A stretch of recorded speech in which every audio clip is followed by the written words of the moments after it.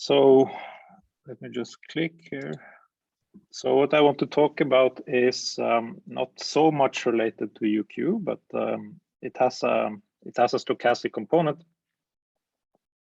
So it's a work that I started while I was a postdoc at the University of Oslo. So I wrote, well, 2 works together with these 3 other authors. So Kenneth and Nils-Henrik, they are professors at the University of Oslo, and Alan was a postdoc there as I.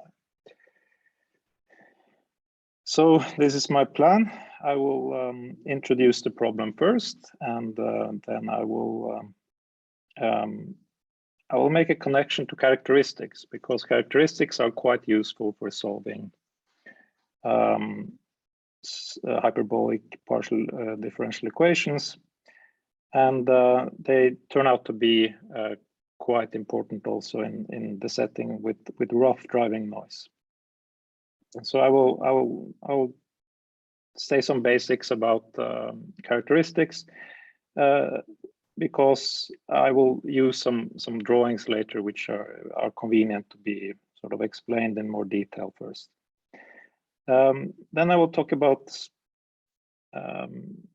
well-posedness theory and how you solve deterministic conservation laws, and move on to, well, what I refer to as stochastic conservation laws here, but really as a conservation law with a rough driving path.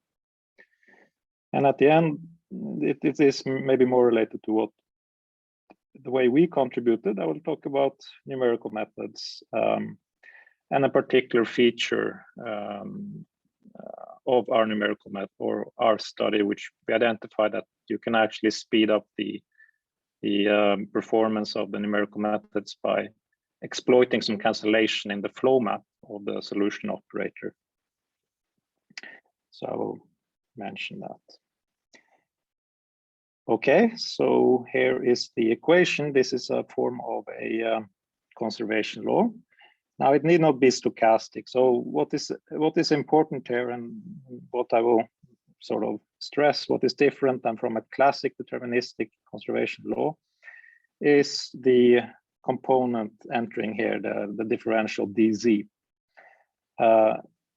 U here is a function in t and x, and it's a scalar valued function.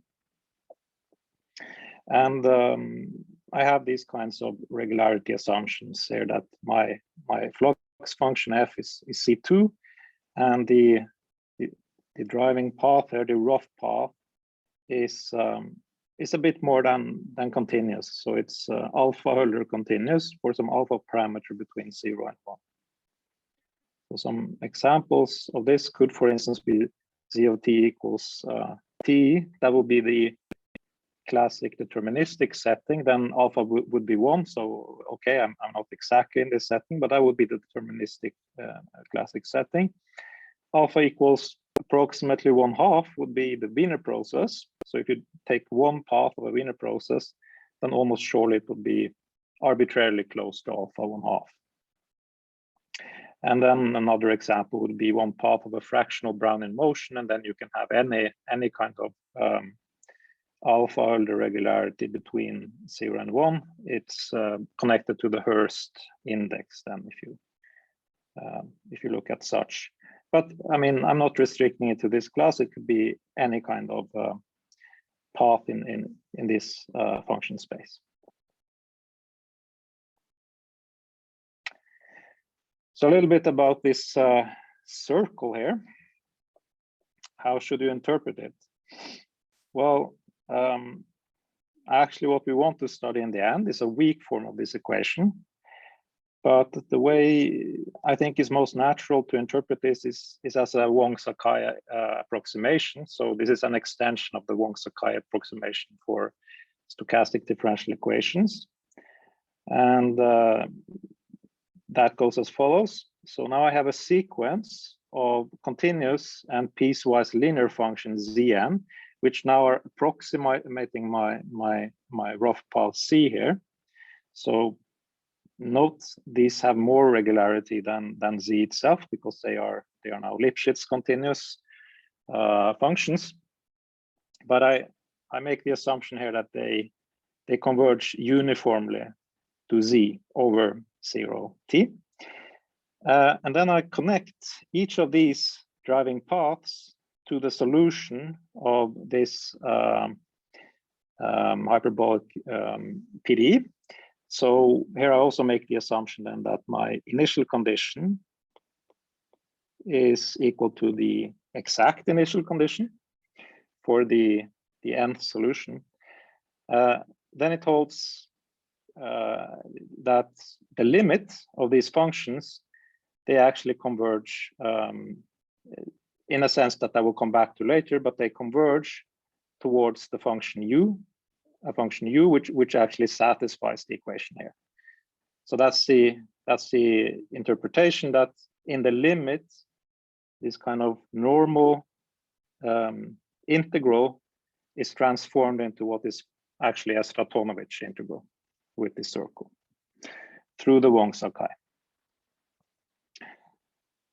Okay. Well, Stratonovich if z were a Wiener path. So let me try to motivate the equation a little.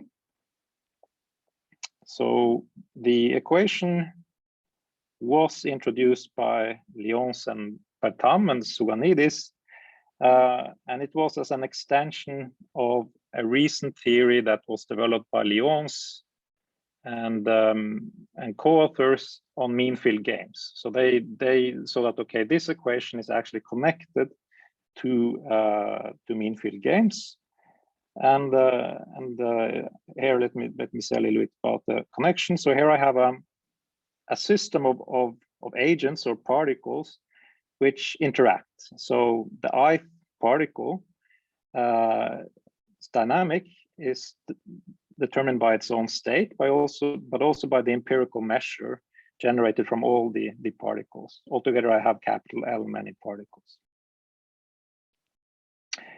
And I'll assume that the empirical measure actually converges in the large ensemble limit when capital L goes to infinity to a measure pi, probability measure pi. And now assume also that all these particles are identically distributed. Then I can say that, well, the sort of limit distribution of one such particle, well, that should be equal to pi t at time t. And the dynamics of one such particle then can be described in terms of the limit, not the empirical probability measure anymore, but the limit probability measure in the dynamics. Okay, so that was step one. And if I now relate my probability measure to a probability density function, so that's what I write here. And I also relate my function of the probability measure to a sort of corresponding function just of the probability measure instead. Then I can think of the Fokker-Planck equation for this limit particle, and it turns out to be what I've written here. So if you try to determine the Fokker-Planck equation of this dynamics, it is what I have here. So that's the evolution of the PDF of the mean field particle. Now you see that relates quite much to the setting we were in, because in the setting we were in, we looked at this kind of conservation law. So du plus what I have here. Okay. And how it relates to mean field game is as follows. So in mean field game, you have this collection of particles which are interacting, and they are typically referred to as agents because they have some sort of free will as well. And one of the components is this component here, which is just some form of common noise. So this is a noise which every particle shares, and that's the setting we're in the preceding slide. But on top of that, you also have other components. So you have a drift component and you have a diffusion component where each particle has or agent is affected by its own driving noise, if you like.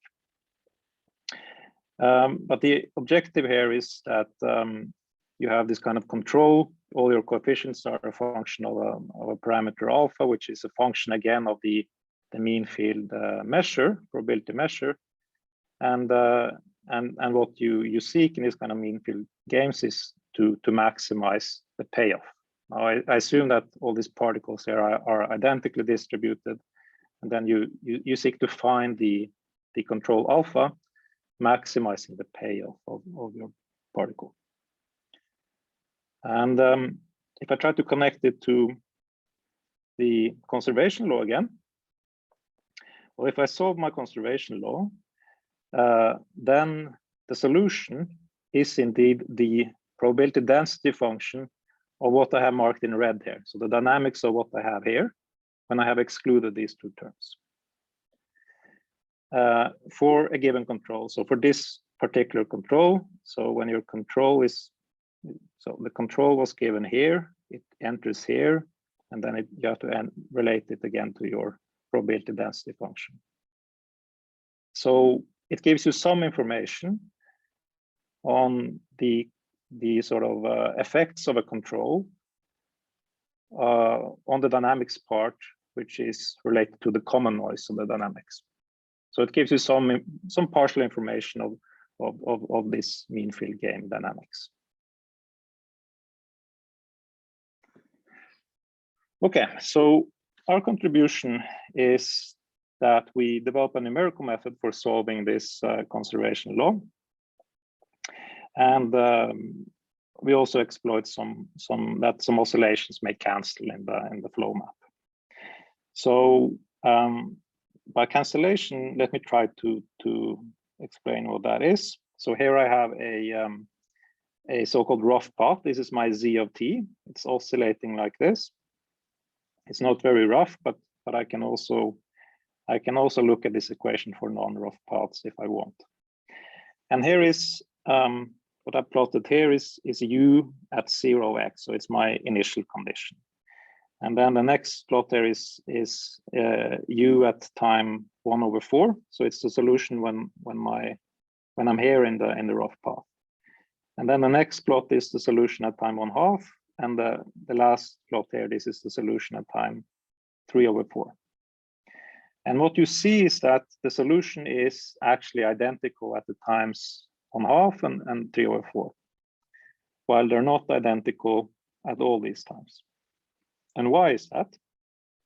Well, it turns out that actually, since we're going just as much sort of in the positive direction as in the negative direction here, there is a cancellation. And that's the reason why the solutions are identical at these two times. But yeah, for some reason, they are not identical here, and they are not identical here either. So cancellations happen, but not always. So that's part of the problem, to identify when they happen.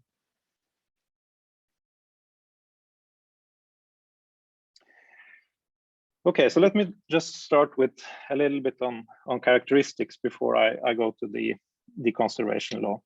So here I just have a transport equation. So I have a linear equation, and I have a constant parameter a in front of the spatial derivative term.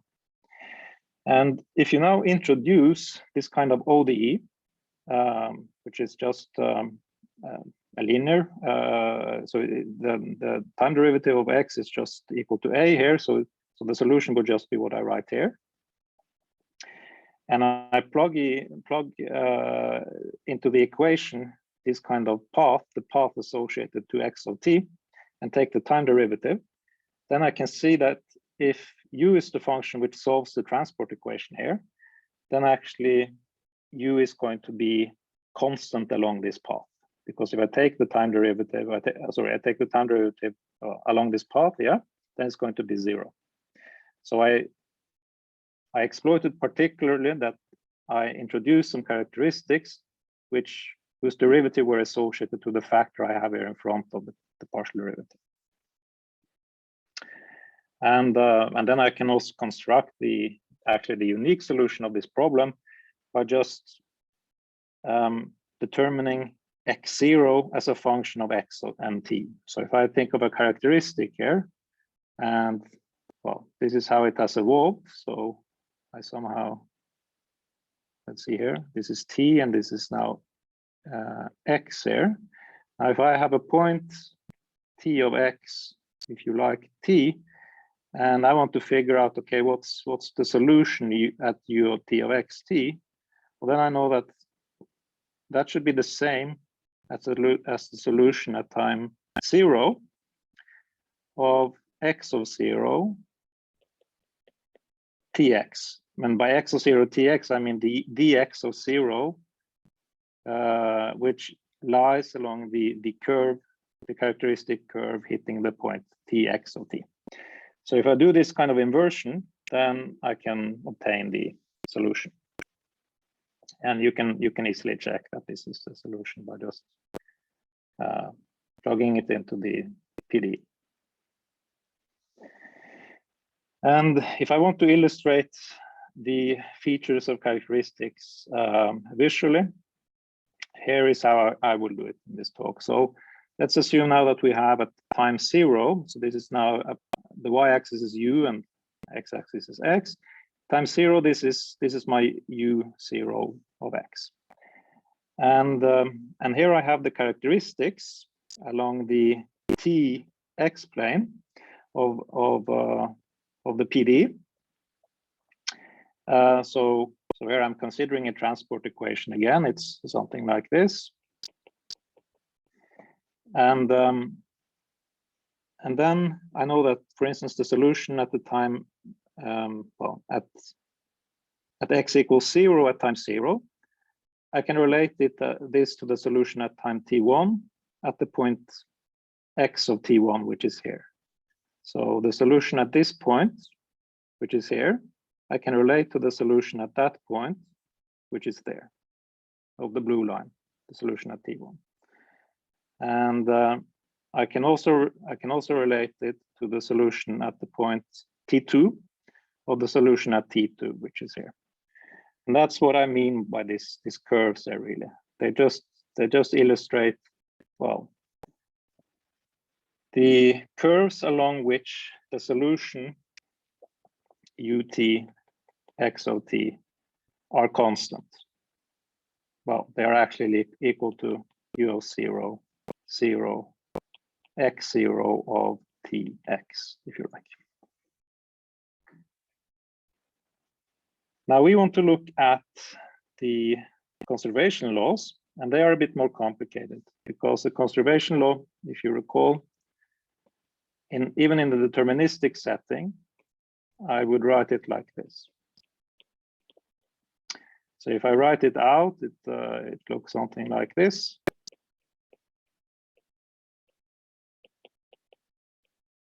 Now I have to replace my a by this thing here, and it depends on x. It depends on t as well, but here the complicating feature is really x. And that of course complicates using the method of characteristics, because what you lose when it becomes state dependent is sort of the linearity of the solutions. So your characteristics may no more be lines, they may actually collide into each other, and then you have to be careful with how you continue the solution after characteristics have collided. So that's what I will talk about next. So this would be a deterministic conservation law. This would be in the setting where, for instance, d of c, our differential, would be equal to 1. Then. So c of t would be equal to t, say. And why is it called a conservation law? Let's start with that. Well, it's because it conserves this integral here. So when I vary t, I'm integrating over x, but if I vary t, as long as u is a solution to my conservation law here, this value is not going to change in time. You see, because if I just do the formal calculation now, move the time derivative inside, and then use that this, according to the conservation law, is equal to minus the spatial derivative, and I assume also that my solution has is integrable, so it vanishes at the boundaries. Then you see that the conservation law holds. What about, well, postness? Well, you can obtain existence by just considering weak solutions of this problem. So weak solution would be that I multiply my equation here with the test function, which is smooth and has compact support, and integrate by parts. So I move the derivatives onto the test function. And when I say any kind of function satisfying this condition here should be a solution of my conservation law. So that's fine for existence, but it doesn't give you a uniqueness. So you have to impose more constraints in order to obtain uniqueness. But let me first say something about the regularity of the solutions. So it turns out for conservation laws that you have to admit discontinuous solutions. For the very simple reason that even if your initial condition is smooth, discontinuities can form in finite time. So you cannot exclude it really. To exemplify this, let's look at the conservation law that I have here. So this is the conservation law with where the flux is given by u squared over 2. So I will just stick to looking at Berger's equation for some time now. And let's consider this kind of initial condition. So this is an initial condition which is continuous. It's actually Lipschitz continuous. So 0 before x equals 0, and then linearly decaying to 1 before x equals 0, and then linearly decaying to 0 at x equals 1. If I proceed just like I did for the transport equation, then I introduce characteristics which are of this form now. Then I can show, again, formally, as long as I have sufficient regularity, that for the solution of this function, or of this PDE, it is going to be continuous along the curves of my characteristics. And if I try to solve this problem, I will see that the solution is what is given here. So it's not so important to do that now, but let's just accept that this is the solution. So it's going to evolve sort of linearly. These are plotted now, I should say, I guess. My characteristics are somehow plotted in the tx plane here. So this would be x. So I mix the solution in black is now plotted in a ux plane, so u along the y-axis, whereas my characteristics are plotted in a tx plane. So when I plot them in that plane, the characteristics which associate to x0s smaller than 0, they are going to evolve linearly, sort of with a rate 1. And then the ones which are associated to larger values for x0, they are going to be sort of more and more steep in this drawing. And what the consequence of this is that when I just simulate my characteristics up to time equals 1, so this would be time equals 1, then they are going to collide. All the characteristics with x0 between 0 and 1 are going to collide at time 1. So that's actually, well, I can show you graphically how that will look. It will look something like this, that say, for instance, at time equals 1/2, your solution would be the curve which is here. And then time very close to 1, your solution will become steeper, and then a discontinuity will form at time equals 1. And then if you look at just the weak solution itself, the integral form for the weak solution of the PDE, what we had here, you can see from this that actually it imposes a constraint on how you should continue the solution after discontinuity has formed. The only way you can continue the solution is by letting the discontinuity propagate as a shock wave with the speed which is given by this relation here, which is called the Rankine-Hugoniot condition. So this is the only way such discontinuity can continue, and this is what is called the shock wave. So in this example, I didn't have a smooth initial condition, but I had a Lipschitz continuous initial condition. But it turns out you can also find smooth initial conditions which actually form similar kinds of shocks. Another thing which one should note here is that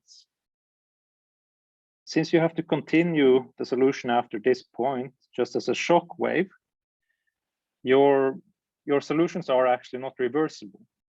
So when you have discontinuities in your solution, you do not know what kind of initial condition gave rise to the current solution anymore. So for this solution here, it could, for instance, have been a shock wave which traveled for a long time all the way over here, or it could be the initial condition that we considered, which looked like this. So it is a non-reversible feature. So what we considered was something like this.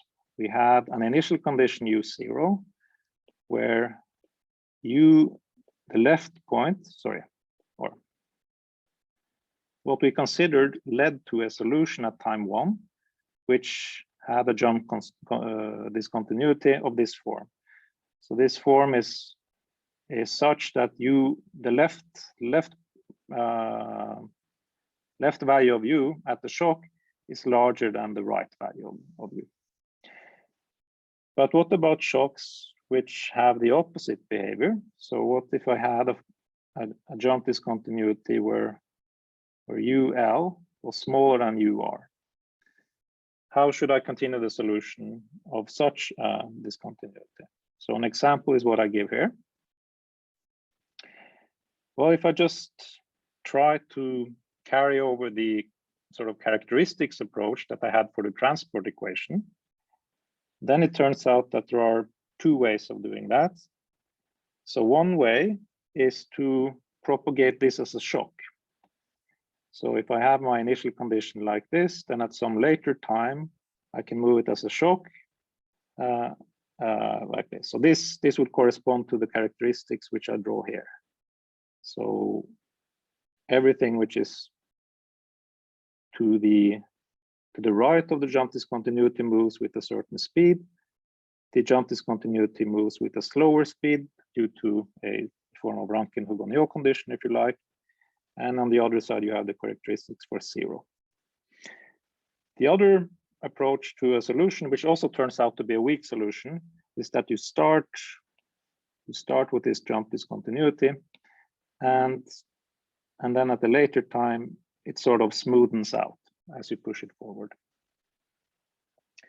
Now, this is a problem. It's a problem that we don't have uniqueness. We want to have a well-posed problem, so we have to impose a constraint. And for various reasons, the constraint which is imposed is the so-called entropy condition. So if I view it in terms of characteristics, I can define it the following way.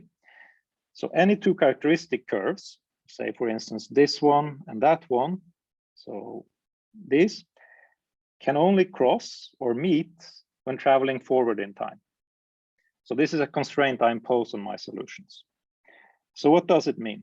Well, if I go back to the previous kind of shock, you see that here I have a lot of characteristics and they cross or meet at some time in the future. That's okay. I'm admitting these kind of shock formations.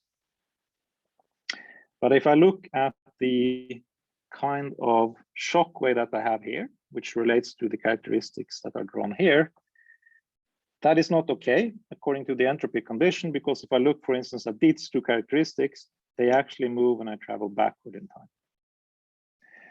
The only time I allow them to meet when I travel backward in time is at time 0. So at time 0 is okay, but not any time between my current time and time 0. So another way of stating this condition for the particular problem I look at, Berger's equation,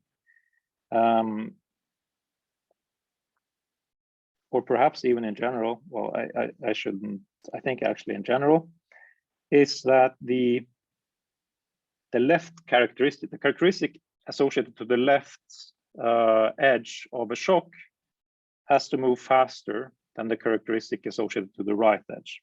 So if the one associated to the left moves faster than the one associated to the right, then you have a shock formation, which is okay. But in the opposite setting, they would only be able to meet when you travel backwards in time, which wouldn't make sense. Wouldn't be in line with the condition. So here is just the same drawing basically as I did on the last slide. So here is my initial condition, and the question now is how I can continue the solution. I can evolve the solution with such a U0 with a shock or with a rarefaction wave, and the only admissible solution according to the entropy condition is a rarefaction wave. So another way of saying this is that if I have so Burger's equation, it was the equation where the flux look like this. And this is a flux which is strictly convex. So this is equal to 1, which is strictly larger than 0. So for such strictly convex fluxes, I can only, in my conservation law, have jump discontinuities where UL is strictly larger than UR. So that I only admit sort of down jumps. If I move towards the right, I only admit shocks which look like this, okay, in my solution. And oppositely, if I have a flux function which is strictly negative, then I can only have shocks which move upwards. So it will be the completely opposite setting. And I'm saying this because it relates to the animations I will give later.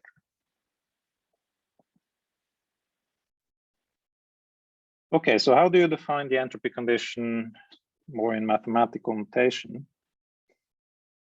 Well, here I have my deterministic conservation law. And this theorem tells me that as long as I have sufficient regularity, so my flux function is of this form and my initial condition is in L1 and L infinity, then indeed there exists a unique solution to this conservation law for all times that satisfies the entropy condition. Moreover, it's stable. The solution is stable in this sense. So if I consider now solutions at time t with different initial conditions, the error in L1 norm, in L1R norm, does not grow in time. And the Krushkov entropy condition, this is not very important for my talk, but here is a way of expressing the Krushkov entropy condition. If you have any questions about it, we can discuss it, but it really relates to what I talked about, the characteristics of it. Okay, so that was, maybe I should be more careful here. So this is the deterministic conservation law. I have no factor in front of here, but now I want to extend it to my setting where I drive with a driving noise Z. So the way I do it is to note that as long as I have a continuous and piecewise linear function Z, I can actually multiply such a function in front of the spatial derivative term in the conservation law and nothing changes. I will still have this kind of stability or error control, so my error does not grow in time. And the reason for this is that if I have this kind of piecewise linear and continuous function C, I can just partition this problem into partial problems over every time interval where the derivative here is just a constant function. And then I can just solve it iteratively, and over every such time interval, I can just refer to the problem which I had before, so the extension is straightforward.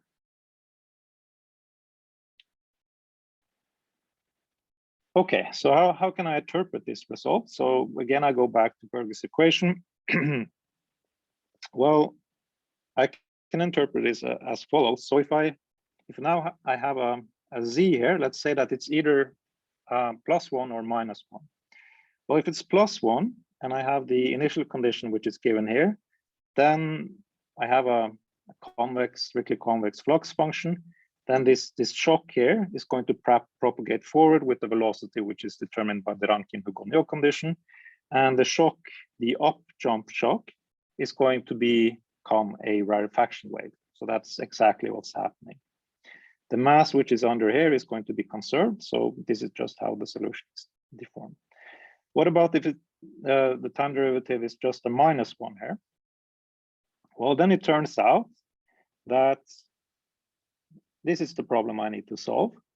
And this is indeed equivalent to solving this problem here with just a factor 1 backwards in time. So solving this problem backward in time, where I can think of this backward in time solution as just being the forward in time solution of this thing here. And the backward in time solution, if you like, is with a flux function which is of this form. Say f of v is equal to -v squared over 2. So it's a strictly convex function. And it has exactly the opposite kind of shock treatment behavior of the strictly convex flux function. Did I say it was strictly convex or concave? It should be concave anyway. Okay, so what that means is that this shock wave here is going to be propagated as a, this jump discontinuity is going to be propagated as a shock wave towards the left, and this jump discontinuity is going to be treated as a rarefaction.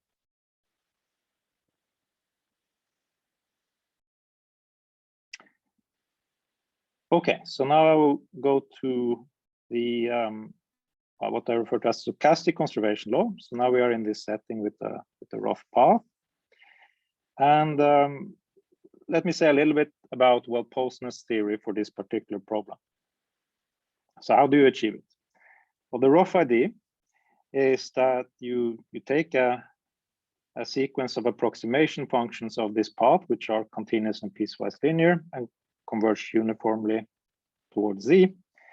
And then you look at the sequence of problems with where you have replaced this rough path with the approximate rough path, and I refer to the solution as UN.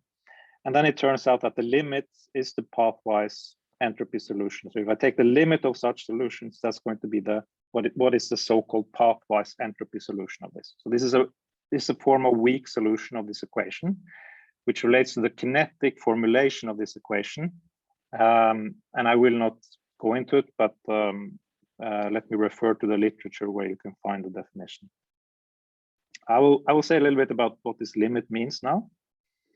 So here is the well-posedness result by Lyons and co-authors from 2013.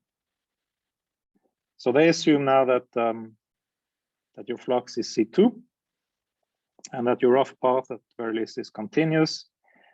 And then similar assumptions that we had before for the initial condition. Well, if that holds, then there exists a unique solution to the problem, which is stable with respect to the initial condition. So the error does not grow with respect to the initial condition, or I can express the later time error of two solutions which depend on different initial conditions and different rough paths in terms of the error of the initial condition and an error in terms of the rough paths in this sense. And I should add here that this can give you a pretty bad rate, the second term here. This is a complicating feature when you want to solve it numerically. I should also add here that this constant here depends on a few different terms. So everything which is given here. BV here stands for this is a total variation norm over physical space R. Yeah, so one thing to note just when you want to solve this problem numerically is that if you have a sort of rough path here, which is continuous and piecewise linear, then I don't have to care about the definition of pathwise entropy solution because it actually coincides with the definition of a Kruskov entropy solution just from deterministic conservation laws. So that's convenient when you construct numerical methods. So this is our starting point. We look at this problem, and I'm going to add a little bit of impose slightly stricter regularity conditions here. So what was assumed before was L infinity of R, but now I'm going to assume that my initial condition actually has bounded total variation. So how am I going to approximate the solution of this thing? I'm particularly interested in the final time solution, so the solution at time capital T. What I'm going to do is to introduce this kind of approximating piecewise linear sequence of my driving path Z. So it's just going to be a piecewise linear interpolation of it with using a time step delta tau, which is capital T over N. So here's an illustration just to show what I mean by that. The rough path itself, say on a very fine mesh at least, this is a Wiener path, is the black one, and then the blue and the red are sort of progressively finer piecewise linear interpolations of it. So I guess what one should take note of is that tau k here is related to the interpolation mesh, and then I'm going to introduce a second mesh as well for doing numerical solutions. So what I want to do then is to solve this equation using Zn instead of the driving the rough path C. And I'm going to solve it numerically using a standard finite volume method. So it could be Lax-Friedrichs, for instance. So in order to talk about the error, I'm going to introduce some notation. So U is just going to be the exact solution, pathwise entropy solution. UN is going to be the exact solution, but with this kind of rough path instead of Z. So piecewise linear interpolant of Z. And my U bar is going to be the numerical approximation of UN itself. So now I want to approximate my final time solution of the exact problem with my numerical solution, which depends on the path Zn. So if I want to control the L1 error of this, I can use the triangle inequality. I add and subtract UNT, and I get one term which is associated to the rough path approximation. But this is also an exact solution, so it doesn't it's not associated to any kind of discretization error in the numerical solution. And then one term here which is associated to the error in the numerical solution. First term here I can associate to the error control that was already provided by Subonidis and by Leons and co-authors. Okay, so how do I solve this problem? I can solve it iteratively numerically. So here is one interpolation interval, and I want to solve the problem over that interpolation interval. I mean, starting from time 0, I want to iterate over all the k up to the final interpolation interval and solve it like that. But I want to first get this on a more convenient form. So what I do is I introduce a change of variables. So I'm going to change sort of the time variable over every interpolation interval in this way. So I introduce a U tilde, which is just UN, which is change of time. And if I do that, I can rewrite the kth equation here in the form which is given here. So I no longer solve it over the same interpolation interval, since I've made a change in time. So now I solve it over an interval which is related to the difference. So delta zk would be equal to z of tau k plus 1 minus z of tau k. And what is also nice is that I can remove this kind of this perhaps large factor, and what remains is just the sign of the increment. Okay.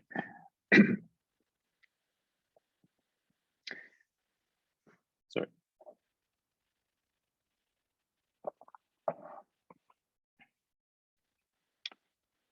Yeah, so if I want to compute the solution at the final time capital T, all I need to do is to iteratively solve this problem here over all these intervals.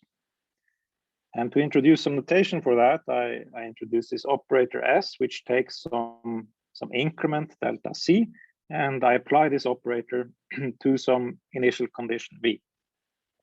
So what I mean by this operation is that this is the flow map applied to the initial condition V. In other words, it's a solution at the time absolute value of delta C of the conservation law that I've given here. So this notation is convenient because by that notation I can indeed show that the solution at time tau k is just an iterative application of flow maps over the intervals. So this is something that I will exploit later. And I guess you can also interpret this in some way. So why is this clear? So if I want to compute the solution at tau 1, that should be equal to S of tau of delta Z0 U0. So that's fine. And if I want to compute the solution at U of tau 2, that should be equal to S of delta Z1 of U n of tau 1. And then you just iterate and you see that, okay, you obtain this property here. But one interpretation of this is that if I think of this as being sort of an integration in time, or a replacement of integration in time, I replace integrating in time by integrating along the delta z path in order to solve my problem. And that's an interpretation which I believe is helpful. So let me illustrate how this would look. So here is my rough path. It's a zigzag path for the particular initial condition which is given here. So if I want to compute the solution at time 1/8, I first have to look at the difference between z at 1/8 and z at 0, and that's equal to 1. I have to apply S of this delta z to my initial condition, and I get the solution at time 1/8. And then I iteratively just have to do this procedure to compute the solution at different times. And you see, for instance, at time 1/2 and time 0.75, the solutions look indeed identical. So again, we see this kind of cancellation phenomenon that I talked about before. Here is the exact same problem, but now it's not Berger's equation. I applied it to a different kind of flux function. And you see that the solutions, well, they take a bit of a different shape, but still we actually have cancellations. Interestingly, for a function which is actually not strictly convex, which well, actually does not follow directly from theory that we would have cancellations. So that was the exact representation. So this was the exact solution. Would be the solution at capital time capital T when you use the linear interpolant Zn instead of the true rough path Z. But what if I want to compute the numerical solution approximating this exact solution? So I want my numerical solution approximating this. Well, the idea is to use a finite volume method, and I then introduce my volumes. I approximate the initial data by some sort of spatial average over my volumes. I have my interpolation time step, and then I iteratively compute the numerical solution at the next interpolation time by a numerical solution of this flow map operation. So a numerical solution would, for instance, be the Lux-Friedrich method, or Enquist-Osher, or other kinds of hyperbolic numerical methods for hyperbolic PDEs. Okay. So what about the error control? Well, the error in just the exact solution versus the exact solution with the interpolant, according to Lyons, this error only has a contribution in the approximation of the rough path. And if you have alpha Hölder continuity, that error would be of the order n minus alpha over 2. Second part will be the numerical error. There you have two error contributions. So that would be one would be that you discretize in some delta t and delta x in order to solve it. The other one would be that you actually also approximate the initial condition. I guess that relates to delta x, if you like. Well, it turns out you can also study, you can just use classical results in order to obtain an error bound for that. And the error bound is provided here. So you should note that the error bound depends on the resolution. Turns out, because of the CFL condition, that these two coefficients have to be of the same magnitude. At least if I neglect this factor in front here.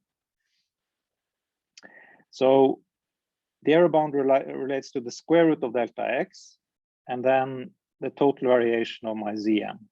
You see that that's a complicating feature because we want Cn to progressively approximate this function more and more, but this function is very rough. So this function may not have bounded total variation. So when I bump up the resolution here, when I increase n, the total variation would typically grow. And the only way I can compensate for that is to also decrease or sort of make the delta x, the numerical resolution finer in delta x and delta t. So that means that in order to gain or improve the convergence in the first term, I have to pay a price in the second term and sort of additionally compensate in terms of delta x and delta t, which would increase the complexity. And now I see that I'm running a bit late, so I'm not going to go into details here. But I think what I should say here is that the complexity of achieving a certain order relates to delta t, delta x, and the total variation of your linear interpolant. So for instance, if I had a path that was a Wiener path, say, so almost alpha 1/2 Hölder continuity, then if I want to achieve an order epsilon accuracy, it would cost me epsilon to the -14. That's conservative. We don't see it in the numerical results. We believe maybe one can achieve some better rate, but that's as good as we have been able to achieve at least. Okay, so let me skip over this. This is just to illustrate that even if you have a rough path, I can solve the problem numerically, and this is the evolution of the problem. It's not particularly exciting. So what about the cancellations in the solution operator? Well, I have to go back to the definition of the solution operator. It was defined as what I've given here. So S of delta Z of V is a solution of this problem with initial condition V over this time interval, absolute value of delta Z. And my exact solution at final time would be this kind of iteration of flow maps to the initial condition. Now, what would improve the complexity a lot would be if this kind of product, iterative product of, or iterative applications of solution operators, if this product instead could be moved into the solution operator as a sum. And it turns out that if I now restrict myself to settings where my flux function is strictly convex, like for instance burgers, then this does indeed happen over some subintervals. It happens in settings where your Zn over any subinterval where it is monotone. It also happens over any subinterval where you're considering a sort of classical solution, where you have a lot of regularity in your solution. So why is this an important observation? Well, it's important because if I want to compute the final time solution of this problem using Zn, then it's going to be actually equal to the solution at the final time of another kind of input rough path, where I have thrown away all the interpolation points, which sort of where I can replace the product on the outside by a sum on the inside, because there I can exploit the cancellations. So Yn is a path which typically would have much smaller total variation, and that would affect the complexity of my method. And then we have a result which identifies when the regularity of my solution is good. It's Lipschitz or better. So if I have a strictly convex function, and if I introduce these two functions here, which are just the running maximum values of your path up to the time t, then it turns out that I have this kind of well, W1 infinity regularity. So Lipschitz continues almost everywhere. As long as for any kinds of times where my path does not touch either the running max or the running min. So to illustrate what I mean, here is my path. It's oscillating wildly, and this kind of sort of convex hull on the top and the bottom, that are the respective. This is the running max function, and what I have downstairs there, this is the running min function.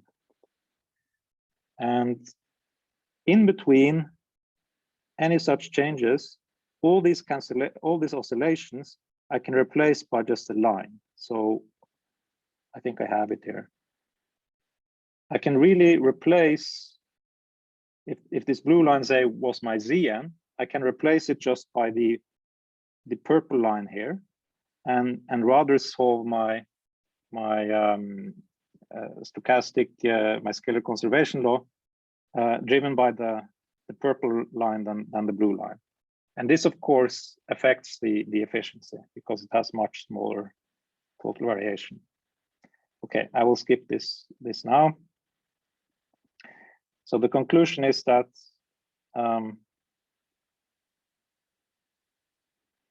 if I rather compute the final time solution where I have removed all this oscillation, or where I have exploited the oscillations and replaced my Zn by the function which I call the orm of Zn here, which is equivalent, then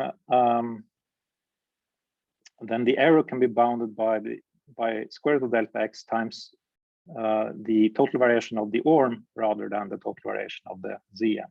So as long as this total variation is much smaller than the total variation of the Zn, you have gained some efficiency.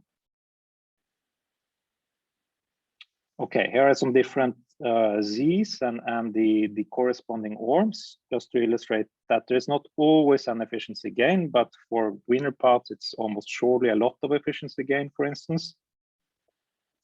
So for a Wiener path, the cost of achieving an order epsilon approximation error is reduced from epsilon to the minus 14 to epsilon to the minus 4 if you exploit the orm. But again, this is a conservative estimate, but nevertheless, there is really an efficiency gain. So for a Wiener path, you can also show that the total variation of this orm is almost surely going to be bounded, whereas the total variation of the Wiener path itself, as your interpolant resolution goes to infinity almost surely. Okay, so to summarize, we developed some numerical method for solving this kind of scalar conservation law with the rough blocks. We identified some cancellations which can improve the efficiency of our method when we, for instance, have a strictly convex flux function. And as a future work, we want to develop numerics for a higher dimensional setting, and I mean higher dimensional setting in X, so in the physical space X. So now we looked at d equals 1, and we also looked at the flux function that did not take 2 input arguments, so it wasn't a function of X itself, it was only a function of U. And on that note, maybe I can share the desktop. Let me see here. Okay, I don't think I will play all these videos, but I wanted to play one of them, perhaps. Let me see. Let me try to give you an illustration of the orm, what it is. So here is sort of how the orm develops. So it has to identify every time you're hitting the running max or the running min. So they are the two black thick lines on the bottom and on the top. And every time you hit it, you need to draw a new line. And that was how it looked in one dimension. So in one dimension, you needed a running max and a running min. But then it's a question, if we want to extend it to higher dimensions, we need to, so for instance, in 2 dimensions, you wouldn't need only a running max and a running min. It would be like a running north, running south, running east, and running west. So rather than being sort of confined between the max and min, you have to find it inside the box. And that's what I'm trying to illustrate here. This is very tentative. So here I'm trying to illustrate, trying to figure out numerically, how much can you gain, or how much smaller, say, is the length of the red path relative to the blue path? Because the red path is your sort of 2-dimensional ORM function, the one which has exploited that you only need to update it when it hits the boundaries. So you see something similar here, that you really get a reduction in the length of the path you would like. Okay, so I think I stopped.